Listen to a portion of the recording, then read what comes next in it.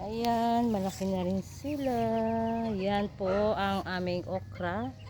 Ayan, simula siya sa seeds. Then ngayon, malapit na rin siyang magbunga. Ayan, malaki na sila guys. So ayan, nagbubunga na siya. Nagkakaroon na ng bulaklak. Ayan. O diba? Ayan po yung okra. Nagpa-flower muna siya bago siya magkaroon ng fruits. Ayan. Yan yung maliit pa nga na ano eh. Maliit pa lang na ano na puno pero nagbubunga na siya. Ayan.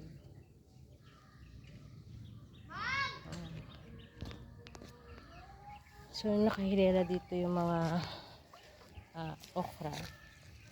Ayan, okra or we call it as ladies fingers. Ayan.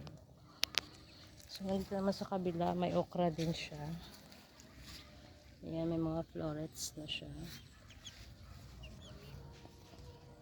Ayan. Ayan, malaki na sila. O, diba? Vegetables in the garden. Ayan.